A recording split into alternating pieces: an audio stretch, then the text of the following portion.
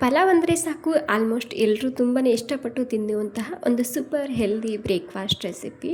ತುಂಬಾ ರುಚಿಯಾಗಿರುತ್ತೆ. ಅದರಲ್ಲೂ ಈ ರೀತಿ ಒಂದು ಸಲ ಮಸಾಲನ್ನೇ ಹಾಕಿ ಈ ಪಲಾವ್ ರೆಸಿಪಿನ ಮಾಡಿ ನೋಡಿ. ಖಂಡಿತ ಇದೇ ರೀತಿ ಮಾಡ್ತೀರಾ, ಯಾಕಂದರೆ ಅಷ್ಟು ರುಚಿಯಾಗಿರುತ್ತೆ. ಹೋಟೆಲ್ಗಿಂತಲೂ ರುಚಿಯಾಗಿರುತ್ತೆ. ಮಿಸ್ ಮಾಡದೆ ಒಂದು ಸಲ ಟ್ರೈ ಮಾಡಿ ನೋಡಿ. ಈ ಪಲಾವ್ ರೆಸಿಪಿ ಮಾಡೋದಕ್ಕೆ ಮೊದಲಿಗೆ ನಾನಿಲ್ಲಿ ಕಡಾಯಿನಲ್ಲಿ 1-2 ಚಮಚ ಎಣ್ಣೆನ ಹಾಕ್ತಿದ್ದೀನಿ. ಎಣ್ಣೆ ಬಿಸಿ ಆದಮೇಲೆ ಮೀಡಿಯಮ್ ಸೈಜಿಂದು 1-2 ಈರುಳ್ಳಿನ ಉದ್ದುದ್ದಾಗಿ ಕಟ್ ಮಾಡ್ಕೊಂಡು ಸೇರಿಸ್ತಿದ್ದೀನಿ.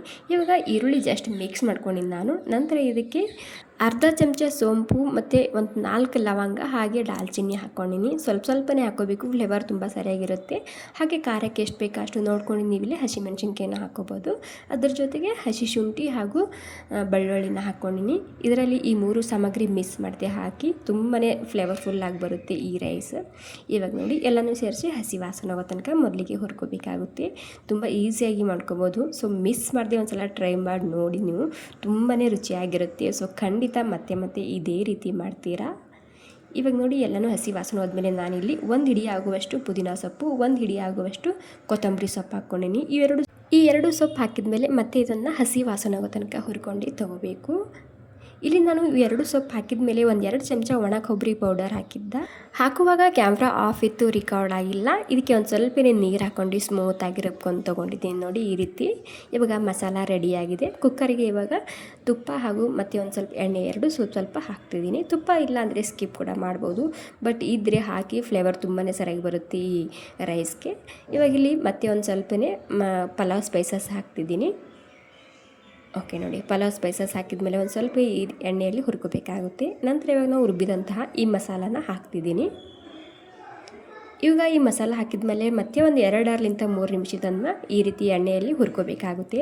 ಜಾಸ್ತಿ ಹುರ್ಕೋಬೇಕಂತೇನಿಲ್ಲ, ನಾವು ಮೊದಲೇ ಹುರಿದೇ ಪೇಸ್ಟ್ ಮಾಡ್ಕೊಂಡಿರ್ತೀವಲ್ವ, ಹೀಗಾಗಿ ಒಂದು 2-3 ನಿಮಿಷ ಹುರ್ಕೊಂಡ್ರೆ ಸಾಕಾಗುತ್ತೆ.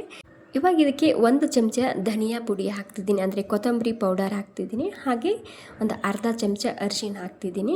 ಬೇರೆ ಮಸಾಲ ಹಾಕಬೇಕಂತೇನಿಲ್ಲ, ಇಷ್ಟೇ ಸಾಕು. ಇದಕ್ಕೆ ಅರಿಶಿನ ಹಾಗೂ ಧನಿಯಾ ಪುಡಿ ಹಾಕ್ಕೊಂಡಿನಿ. ನಿಮಗೆ ಜಾಸ್ತಿ ಖಾರ ಇಷ್ಟ ಇದ್ದರೆ ಮತ್ತು ಇಲ್ಲೊಂದು ಸ್ವಲ್ಪ ಖಾರದ ಪುಡಿನ ಹಾಕೋಬೋದು, ಅಂದರೆ ರೆಡ್ ಖಾರದ ಪುಡಿ ಹಾಕೋಬೋದು ನೀವಿಲ್ಲಿ. ಇವಾಗ ಇದಕ್ಕೆ ತರಕಾರಿ ಸೇರಿಸ್ತಿದ್ದೀನಿ. ನಿಮ್ಮಲ್ಲಿ ಏನು ತರಕಾರಿ ಇರುತ್ತೆ ಅದನ್ನೇ ಹಾಕೋಬೋದು. ಇದರಲ್ಲಿ ಪನ್ನೀರ್ ಕೂಡ ನೀವು ಹಾಕೋಬೋದು ಇಷ್ಟ ಇದ್ದರೆ. ಸೊ ಎಲ್ಲ ತರಕಾರಿ ಹಾಕೊಂಡಾದ್ಮೇಲೆ ಇದಕ್ಕೆ ಒಂದು ಸಲ ಮಿಕ್ಸ್ ಮಾಡ್ಕೊಂಡು ತೊಗೊತಿದ್ದೀನಿ. ಇಲ್ಲಿ ನಿಮಗೆ ಎಷ್ಟು ಬೇಕೋ ಅಷ್ಟು ತರಕಾರಿ ಹಾಕೋಬೋದು. ನಾನು ಕೂಡ ಇಲ್ಲಿ ಎಲ್ಲ ತರಕಾರಿ ಜಾಸ್ತಿ ಕ್ವಾಂಟಿಟಿಯಲ್ಲೇ ಹಾಕ್ಕೊಂಡಿನಿ. ತುಂಬಾ ರುಚಿಯಾಗಿರುತ್ತೆ, ತುಂಬ ಹೆಲ್ದಿಯಾಗಿರುತ್ತೆ. ಓಕೆ ನೋಡಿ, ತರಕಾರಿ ಹಾಕಿದ್ಮೇಲೆ ಮತ್ತೆ ನಾನು 1 ನಿಮಿಷದನ್ನು ಈ ಮಸಾಲ ಜೊತೆಗೆ ಹುರ್ಕೊಂಡಿನಿ.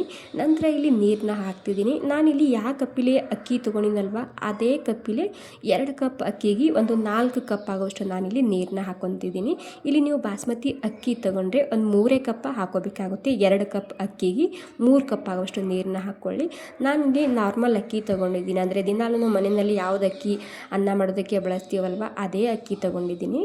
ರುಚಿಗೆ ಬೇಕಾದಷ್ಟು ಉಪ್ಪು ಕೂಡ ನಾನಿಲ್ಲಿ ಹಾಕ್ಕೊಂಡಿನಿ. ಇಲ್ಲಿ ನೀರ ಕುದಿ ಬರೋ ತನಕ ವೇಟ್ ಮಾಡಬೇಕು. ನೀರು ಕುದಿ ಬಂದಾದಮೇಲೆ ನಾನಿಲ್ಲಿ ಅಕ್ಕಿನ ಹಾಕ್ತಿದ್ದೀನಿ. ನಾರ್ಮಲ್ ಆಗಿ ನಾವು ದಿನ ರೈಸ್ ಮಾಡ್ತೀವಲ್ವ ಅದೇ ಅಕ್ಕಿ ತೊಗೊಂಡಿದ್ದೀನಿ. ಹಾಗೆ ಒಂದು 20 ನಿಮಿಷ ನೆನೆಸ್ಕೊಂಡು ಹಾಕೋಬೇಕು. ಈ ರೈಸ ತುಂಬ ರುಚಿಯಾಗಿರುತ್ತೆ. ಮತ್ತು 20 ನಿಮಿಷ ನೆನೆಸ್ಕೊಂಡು ಹಾಕೋದ್ರಿಂದ ಈ ರೈಸ ತುಂಬ ಬಿಡಿಯಾಗಿ ಬರುತ್ತೆ, ಹಾಗೆ ಸಾಫ್ಟ್ ಕೂಡ ಇರುತ್ತೆ. ಹೀಗಾಗಿ ಮತ್ತು ಗ್ಯಾಸ್ ಕೂಡ ಉಳಿತಾಯ ಆಗುತ್ತೆ ಈ ರೀತಿ ಮಾಡೋದ್ರಿಂದ. ಹಾಗೆ ಇಲ್ಲಿ ಈ ಅಕ್ಕಿ ಹಾಕೊಂಡಾದ್ಮೇಲೆ ಇದನ್ನು ನಾನು ಹಾಗೇ ಬೇಯಿಸ್ತಿದ್ದೀನಿ, ಕುಕ್ಕರ್ ಬಂದ್ ಮಾಡ್ತಿಲ್ಲ. ಇವಾಗೇ ಬಂದ್ ಮಾಡಿದ್ರೆ ಏನಾಗುತ್ತೆ, ಎಲ್ಲ ತರಕಾರಿ ಒಂದೇ ಸೈಡ್ನಲ್ಲಿ ಬಂದು ಕುತ್ಕೊಳ್ಳುತ್ತೆ. ಹೀಗಾಗಿ ನಾನಿಲ್ಲಿ ಒಂದು 70% ಆಗೋ ತನಕ ಹಾಗೇ ಬೇಯಿಸ್ತಿದ್ದೀನಿ. ನಂತರ ಇದಕ್ಕೆ ಕುಕ್ಕರ್ನ ಬಂದ್ ಮಾಡಿ ಜಸ್ಟ್ ಮೀಡಿಯಮ್ ಗ್ಯಾಸ್ನಲ್ಲಿ 1 ಸೀಟಿ ಹೊಡೆಸ್ಕೊಂಡ್ರೆ ಸಾಕಾಗುತ್ತೆ. ಸೊ ನೋಡ್ತಿರ್ಬೋದು ಯಾವ ರೀತಿ ಬಂದಿದೆ, ಯಾವ ರೀತಿ ಕಾಣ್ತಿದೆ ಅಂತೇಳಿ. ಈ ಟೈಮ್ನಲ್ಲಂತೂ ಮನೆಯಲ್ಲಿ ಘಮ್ ಅಂತೇಳಿ ಪರಿಮಳ ಬರ್ತಿತ್ತು, ಅಷ್ಟು ಟೇಸ್ಟಿಯಾಗಿತ್ತು ಈ ರೈಸ. ಓಕೆ ನೋಡಿ, ಇವಾಗ ಸುಮಾರು ಒಂದು 70-80% ಈ ರೈಸ್ ಬೆಂದಿದೆ. ಇವಾಗ ನೀವು ನೋಡ್ತಿರ್ಬೋದು. ಈ ಟೈಮ್ನಲ್ಲಿ ಸ್ಲೋಲಿಯಾಗಿ ಎಲ್ಲ ತರಕಾರಿ ಮಿಕ್ಸ್ ಮಾಡ್ಕೋಬೇಕು. ಒಂದು ಸಲ ಇದರ ಜೊತೆಗೆ ಮಿಕ್ಸ್ ಮಾಡ್ಕೊಂಡು ಕುಕ್ಕರ್ನ ಬಂದ್ ಮಾಡ್ತಿದ್ದೀನಿ. ಜಸ್ಟ್ ಮೀಡಿಯಮ್ ಗ್ಯಾಸ್ನಲ್ಲಿ 1 ಸೀಟಿ ಹೊಡ್ಸ್ಕೊಂಡ್ರೆ ಸಾಕು.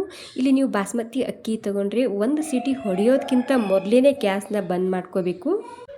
ನೋಡಿ, ಇವಾಗ ಮೀಡಿಯಮ್ ಗ್ಯಾಸ್ನಲ್ಲಿ ಜಸ್ಟ್ 1 ಸೀಟಿ ಹೊಡ್ಸ್ಕೊಂಡು ತೊಗೊಂಡಿದ್ದೀನಿ. ಹಾಗೆ ಹವಾ ಪೂರ್ತಿ ಬಿಟ್ಟಿದೆ ಇದು. ಇವಾಗ ಓಪನ್ ಮಾಡಿ ತೋರಿಸ್ತಿದ್ದೀನಿ.